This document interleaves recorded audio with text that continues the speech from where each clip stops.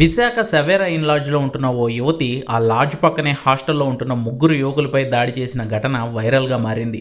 దొరికిన వారిని దొరికినట్లుగా చితకబాదుతూ తన ఆగ్రహాన్ని వెళ్ళగక్కింది యువతి. ఎందుకు కొడుతున్నారని ప్రశ్నిస్తే బాత్రూంలో స్నానం చేస్తుంటే తనను వీడియోలు తీశారని పక్కన హాస్టల్లో ఉన్న ఈ ముగ్గురు యువకులపై దాడికి పాల్పడింది ఆ యువతి. ఈ వీడియోలు వైరల్ కావడంతో పోలీసులు కూడా స్పందించారు. యువతి ఆరోపించినట్లుగా ఆమె ఉంటున్న లాడ్జ్లోని బాత్రూమ్స్ బయట వైపు లేకపోవడంతో పోలీసులు ఆశ్చర్యపోయారు. హోటల్ గది లోపలే బాత్రూంలుంటే తన్ను వీడియోలు తీశారని ఆ యువతి ఎందుకు ఆరోపించారు, ఊరిలోని తనకు తెలిసిన వాళ్ళని పిలిపించి యువకులపై ఎందుకు దాడి చేశారు అన్న కోణంలోనూ పోలీసులు ఆరా తీస్తున్నారు. అయితే ఆ యువతి మరో యువకుడితో కలిసి 4 రోజులుగా ఆ లాడ్జ్లో ఉంటుండడం పైన కూడా పోలీసులు దృష్టి సారించారు.